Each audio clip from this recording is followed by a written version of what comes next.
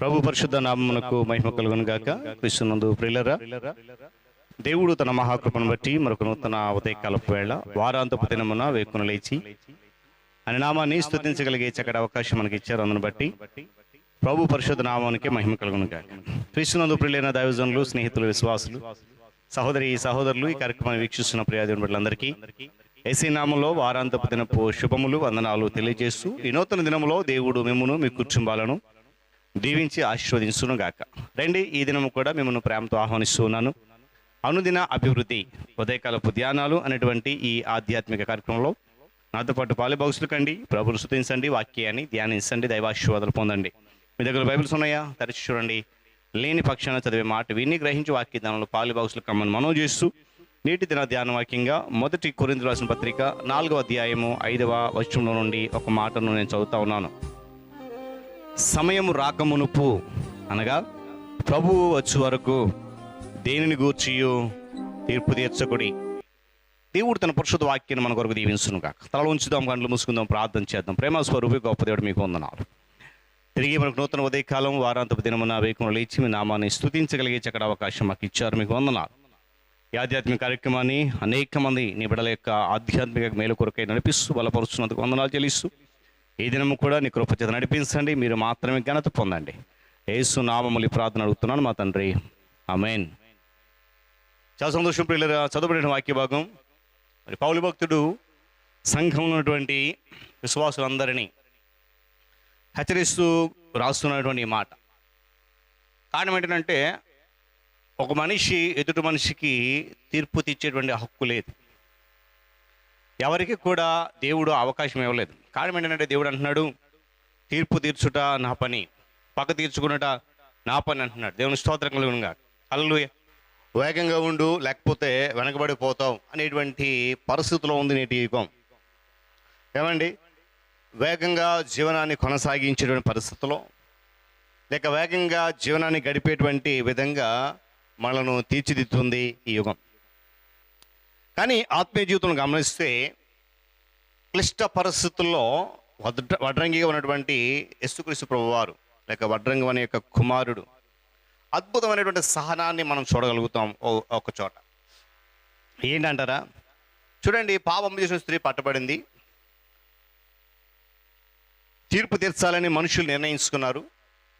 అయితే ప్రభు దగ్గర తెచ్చారు ఆమెను. ఆమె పైన ఆమె మీద ఆ నిరోధపణ చేసిన వారు అది ఎవరో కాదు, బైబిల్ బోధకులు మరియు నాయకులు. వాళ్ళందరూ తీసుకొచ్చారు యేసుక్రీస్తు ప్రభువారిని. అయ్యా, న్యాయం చెప్పు అన్నారు. అయితే ప్రభువారు ఏదో విన్నట్లుగా ఏం చేస్తున్నారు, ఆయన నేల మీద వంగి రాస్తున్నారు. అయినా కూడా వాళ్ళు పట్టు విడవకుండా చెప్పు చెప్పు ఏంటి ఏంటి ఏంటి అంటే ఆయన ఒక మాట అన్నారు. అది మనందరూ తెలుసు కదా, మీలో పాపం లేని వాడు ఎవడు మొదట మీద రాయవండి. వాడు ఒక మాట అన్నారు, మనస్సాక్షి చేత గద్దించబడిన వాడై. ఏమండి, ఆమె మీద రాళ్ళు రువే అధికారం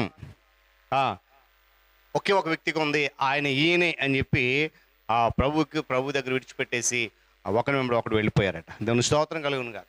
అక్కడే ప్రభు అన్నాడు, నేను కూడా నీకు శిక్ష విధించను, వెళ్ళిపో. ఏమండి, అంటే ఈ ప్రేమపూర్వకమైనటువంటి ఆయన సహనాన్ని మనలో ప్రతి దినము కూడా ప్రతి ఒక్కరి ఎడల కూడా అదేవిధంగా ఆయన కొనసాగిస్తున్న సత్యాన్ని కూడా మనం గమనిస్తాం. అందుకొరకే మన ఎడల ఎవరైనా అపరాధం చేస్తే తీర్పు తీర్చడానికి తొందరపడవద్దు అనేది ఈ లేఖనం యొక్క సారాంశం ఏముంటుంది. దేవుని స్తోత్రం కలుగును కాక. గమనించాలి ఉదయకాల సమయంలో. ఏమండి, యేసుక్రీస్తు ప్రభు వారు అక్కడ ఉద్రేకంతో స్పందించారు. అరే ఎవడరా మీరు పాపం చేయలేదా, ఏమని ఎందుకు, ఇలాంటి ఉద్రేకపూరితమైనటువంటి జవాబు ఇవ్వలేదు. నెమ్మదిగా అక్కడ పరిస్థితులన్నీ కూడా విశ్లేషించగలిగాడు. ఆమెతో పాటు ఏమండి, పాపం చేసిన వ్యక్తిని లేక నేరం మోపడిన వ్యక్తిని మరియు ఆ నేరం మోపిన వ్యక్తులను కూడా చాలా జాగ్రత్తగా ఆయన పరిశీలన చేసి ఆలోచన చేస్తూ నేల మీద ఏదో రాస్తూ కొంత సమయం గడిపేశాడు. అంటే ఏం చేయాలో మనం తోచినప్పుడు, ఏ విధంగా వెళ్ళాలో తెలియనప్పుడు, ఎలా ఎదుర్కోవాలో తెలియనప్పుడు ప్రభువులో మనం ఏదో ఒక కాగితం మీద ఏదో రాస్తూ ఉండలేమంటారా? మనకి ఉండలేమని అండి గమనించాలి. చూడండి, వాక్యం సమయం రాకమునుపు దేని గురించి కూడా తీర్పు తీర్చొద్దని చెప్పి మనకు ఆజ్ఞాపిస్తుంది దీనికి వాక్యం. మనం చేసిన వాటి విషయమై మనం ఓర్పు వహించినట్లు ఇతరుల తప్పిదముల ఎడల కూడా మనం ఏం చేయాలి? సహనం కలిగి ఉండాలి. దేవుని స్తోత్రం కలుగును కాక. ఎందుకంటే తీర్పు తీర్చే స్వభావం మూలంగా స్నేహితులు ఏమండి దూరం అయిపోయారు. ఏమండి ఆ సహవాసాలు విడిపోయాయి. బంధుత్వం విడిపోయింది. మనం ఇతరుల పట్ల అసహనాన్ని ప్రదర్శించినట్లయితే, అసహనం చూపించగలిగినట్లయితే, దేవుడు మన ఎడల అసహనం చూపిస్తే మన గతి ఏంటో ఏమండి గమనించిన ఉదయకాల సమయంలో దేవుని బిడ్డలారా, పాపమును గమ్ముడిపోయిన లోకము ఏమండి తీర్పు తీర్చడానికై యేసుక్రీస్తు ప్రభువు ఎప్పుడో రావాల్సి ఉండేది.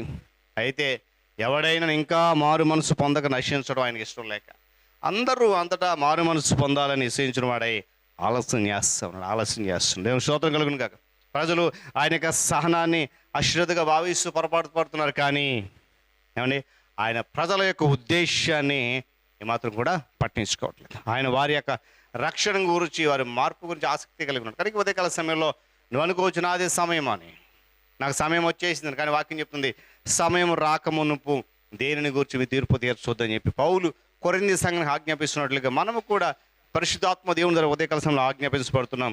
తీర్పు తీర్చే పని నాది అంటే దేవుని అంటున్నాడు, నాది పక్క తీర్చుడు పని నాది, కనుక మీరెవరికి కూడా తీర్పు తీర్చొద్దు. కనుక ఆ సమయం వచ్చినప్పుడు దేవుడే తగిన విధంగా నశించిపోతున్న, లేక పాపం చేస్తున్న, దోషం చేసిన ప్రతి ఒక్కరికి, లేక వ్యతిరేక ప్రతి ఒక్కరికి తీర్పు తెచ్చగలుగుతాడు.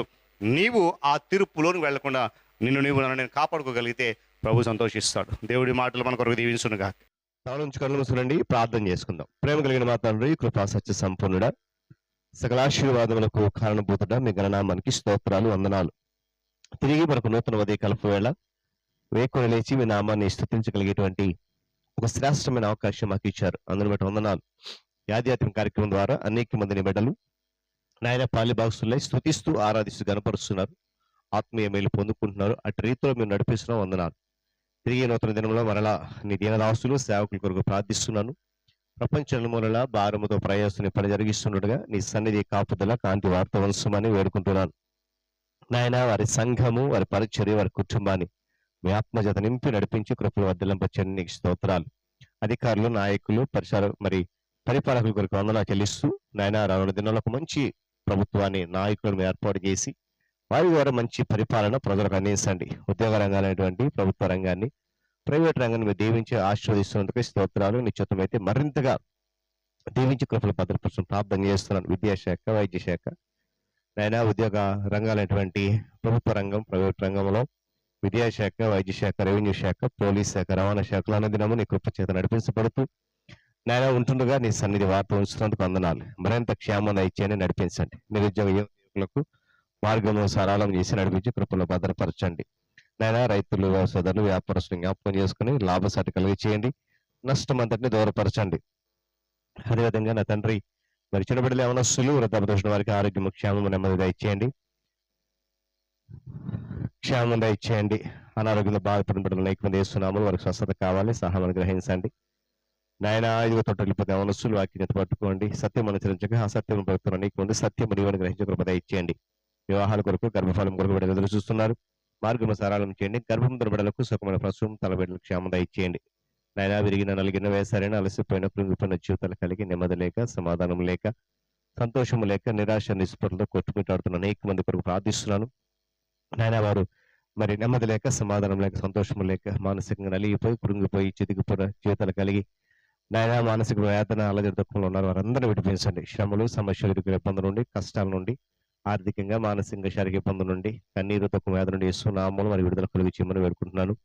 మరి ఏదైనా ప్రయాణం కొరకు వందనా చెల్లిస్తూ నాయన నీ దీనదాసులు ఎక్కడికి వెళ్ళిపోతున్నట్టు ప్రయాణం క్షేమం దయచేయండి. రైతులు, వ్యవసాయదారులు, వ్యాపారస్తులు ఆయనకుల పనిపాట్లకు, ఆయనకుల కూలి పనులకు, ఆయా శాఖలలో ఉద్యోగ బాధ్యతలు నిర్వర్తించడానికి, బంధువుల గృహాలు, స్నేహితుల గృహాలు, శుభకార్యాలు, రకరకాల విహారయాత్రలు, ఇంకా ప్రతి ప్రయాణంలో ప్రతి వాహనాన్ని మీ స్వాధీనం ఉంచుకుని కృపల భద్రపరచడం వేడుకుంటున్నాను. నాయన నూతనంగా జన్మదినం జరుపుకున్న బిడ్డలు ఇచ్చిన దయాగ్రేడను దీవించి ఆస్వాదించండి, కృపల భద్రపరచండి. వివాహ దినం జరుపుకున్న బిడ్డలు వరదాంబ జీవితంలో ఆశీర్వాదాలు కుమరించండి, మెండుగా దయచేయండి. అది పితరులను జ్ఞాపకం చేసుకున్నవారన్న ఆదరణ ఓదార్పు దయచేయండి. ఈ దినమంతా రేఖలు దాచి కృపలో భద్రపరిచి క్షేమం దయచేసి మహిమ కొనపండి. యేసునామని ప్రార్థన అడుగుతున్నాను తండ్రి, ఆమేన్. త్రియేక దేవుని దీవెన, ఆయన సన్నిధి కాపుదల సదాకాలం మనందరికీ తోడైన నడిపించను గాక, ఆమేన్.